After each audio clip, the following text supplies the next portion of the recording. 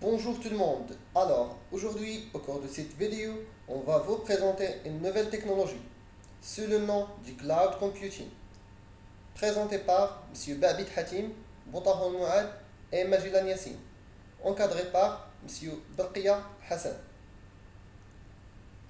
Notre plan est le suivant.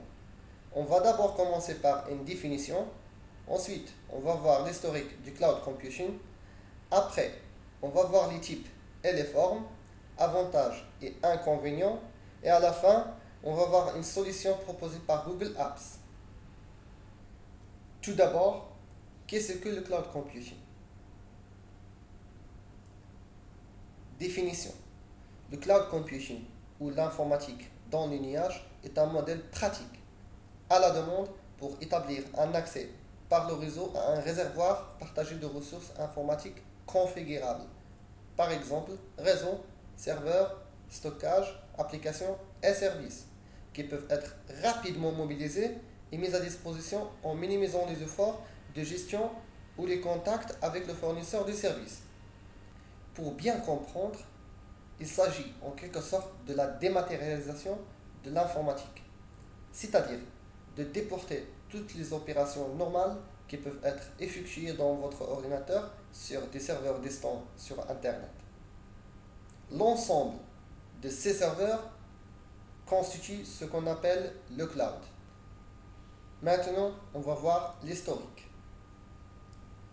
Quels sont les points historiques du cloud computing? En 2002, le concept a été inventé par Amazon. En 2008, la naissance du terme cloud computing. Les promoteurs du cloud computing sont HP, IBM et Microsoft. Alors, après qu'on a vu la définition et l'historique du cloud computing, on va passer pour voir les types du cloud computing. Il existe trois types du cloud computing. IaaS, Infrastructure as a Service, SaaS, Software as a Service, et PaaS, Platform as a Service. Merci, Monsieur Yassine. Comme on a vu avant, le cloud computing se divise en trois types principaux. Le premier type, c'est le SaaS. Le SaaS signifie Software as a Service, c'est-à-dire un logiciel fourni sous la forme de service et non sous la forme de programme informatique. Le deuxième type, qui est le PaaS. Le PaaS signifie Platform as a Service. Ce terme désigne une plateforme d'exécution hébergée par un opérateur et accédée depuis Internet. Le troisième type, qui est le AS, l'infrastructure as a Service, AS, est l'une des trois principales catégories de services de cloud computing, avec Platform as a Service, PaaS, et Software as a Service, SaaS. Comme tous les services de cloud computing, ces services donnent accès aux ressources informatiques dans un environnement virtualisé, le cloud, à travers une connexion publique, généralement Internet. Maintenant, comme on a vu les types de cloud computing, on va passer aux formes du cloud computing. La première forme, c'est le cloud privé. Le cloud privé, c'est-à-dire que vous n'avez qu'un seul et même serveur pour gérer l'ensemble des données pour tous les utilisateurs.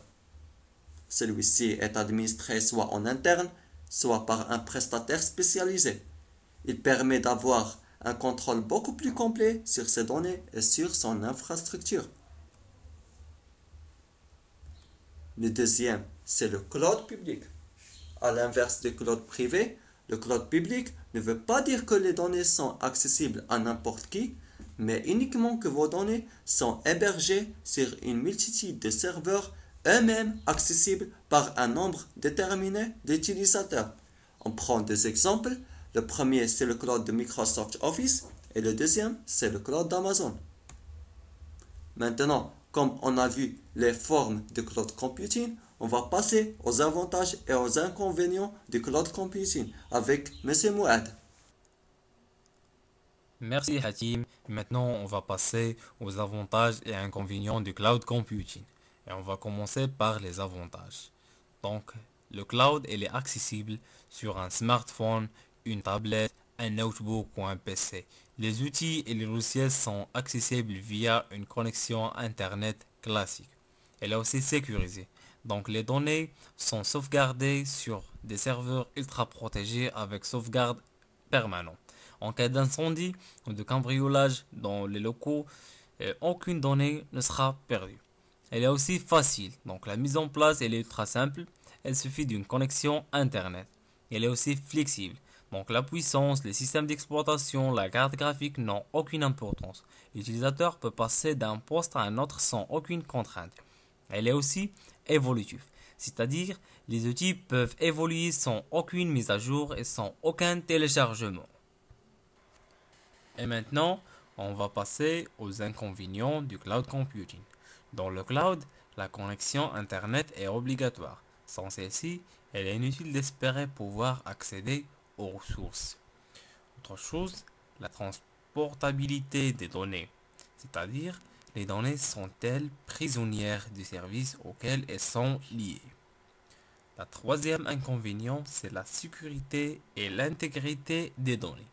On risque toujours d'avoir une attaque ou de violation de confidentialité. Et maintenant, on va passer à la solution de cloud computing proposée par Google. C'est celle de Google Apps qu'on va le voir dans cette vidéo.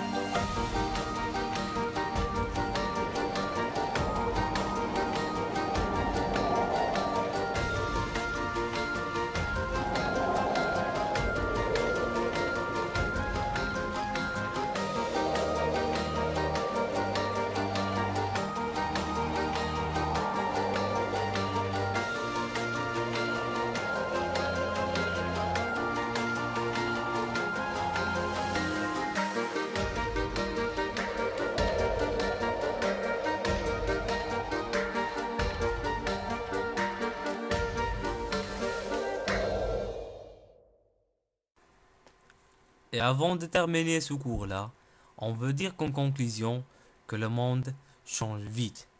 Des nouvelles entreprises naissent chaque jour. Les clients demandent des produits et des services toutes les secondes.